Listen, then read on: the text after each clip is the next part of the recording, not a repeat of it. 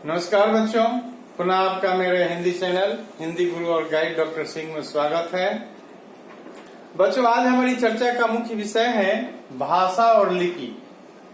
आज हम भाषा और लिपि के संदर्भ में चर्चा करेंगे।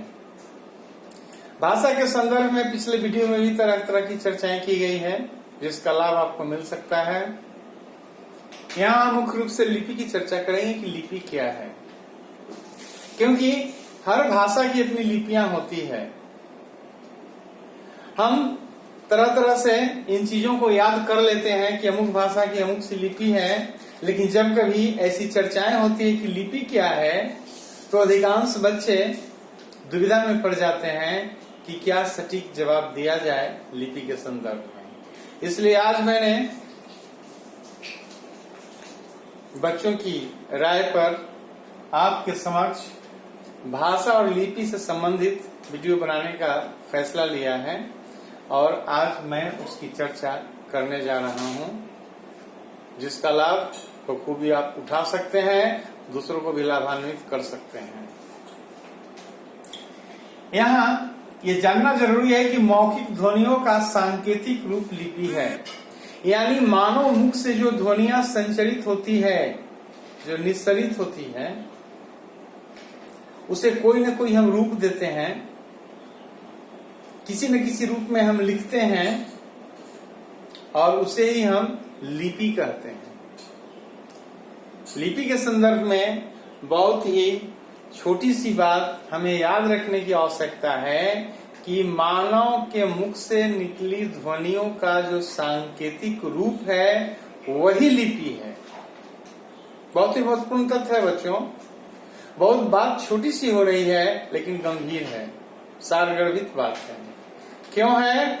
क्योंकि संदर्भ में इसी से मिलते जुलते और भी कुछ शब्द हैं जिन्हें अक्सर अलग अलग रूपों में वर्णित किया गया है, जिसे जानना जरूरी है।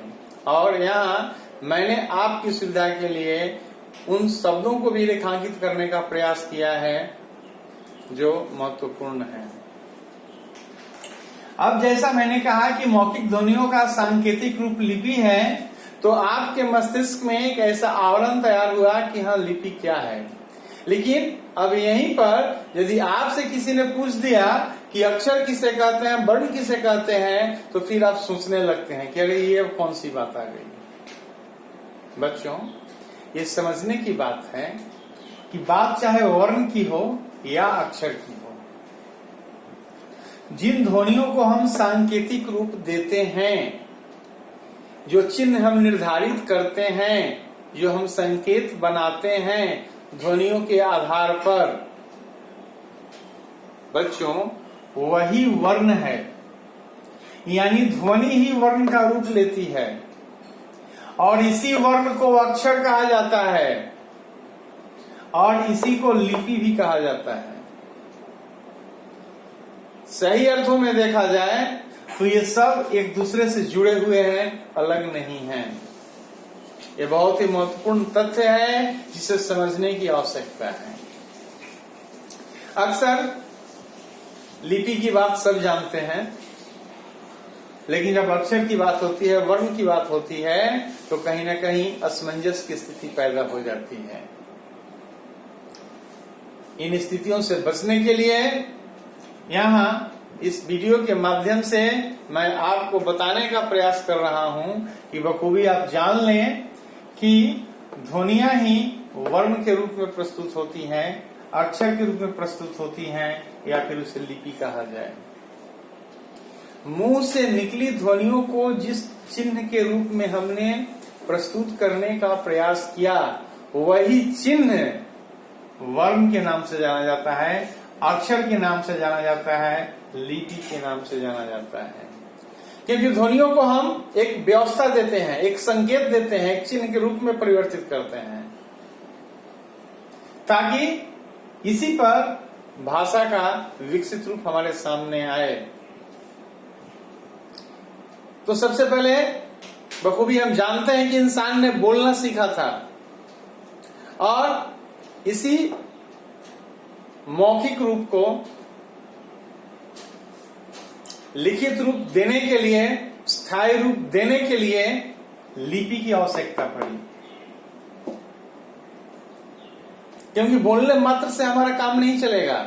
हम जो बोल रहे हैं उसको अस्थायित्व देना है, तो अस्थायी रूप देने के लिए हमने संकेतों की व्यवस्था की, लिपि की व्यवस्था की, ताकि भाषा को लिखा जाए और उसका लिखित रूप हम सुरक्षित रखें।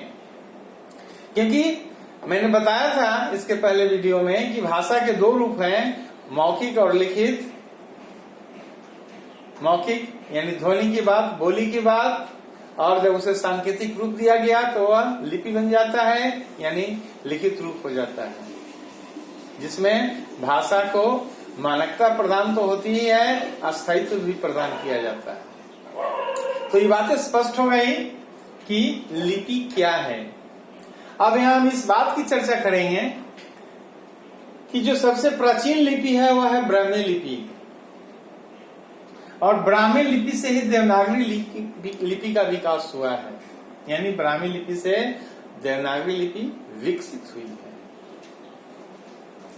यहाँ मैंने आपकी जानकारी के लिए कुछ भाषाओं का नाम प्रस्तुत किया है और उनकी लिपियों को भी आपके सामने प्रस्तुत किया है, ताकि भाषा और लिपि के इस संबंध को बखूबी आप जान लें।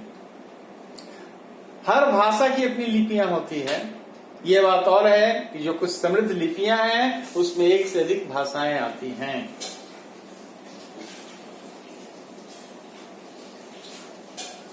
क्योंकि विश्व में 3000 के आसपास भाषाएं हैं और उन भाषाओं को अलग अलग भाषा परिवारों में भी बांटा गया है। खैर, इस संदर्भ में अभी मैं नहीं जाना चाहता हूं। महज आज मेरी चर्चा का बड़ा ही छोटा विषय है और वह है भाषा और लिपि। यहाँ पर इन बातों को स्पष्ट करने का मैं प्रयास कर रहा हूँ आपके लिए कि लिपि क्या है और भाषा और लिपि का आपसी संबंध क्या है। निसंदेह यदि लिपियां नहीं होती तो भाषा का विकसित रूप हमें देखने को न मिलता, भाषा का स्थायी रूप हमें देखने को न मिलता, भाषा का मानक रूप हमें देखने को नहीं मिलता।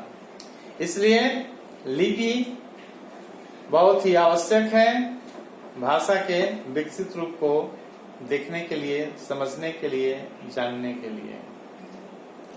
भाषा के साथ लिपि का संबंध बड़ा ही नजदीक का है, क्योंकि भाषा है तो लिपि है ही।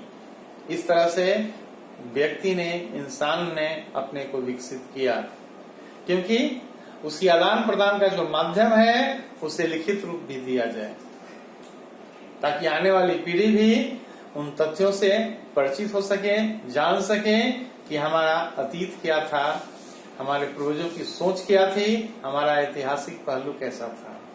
यदि लिखित रूप नहीं होता भाषा का तो इन बातों को हम नहीं जान पाते, ये अछूते रह जाते हैं। उनकी पूर्ण जानकारी के लिए लिपियों का ढूंढा जाना, लिपियों की खोज, लिपियों का आविष्कार हमारे लिए वरदान साबित हुआ।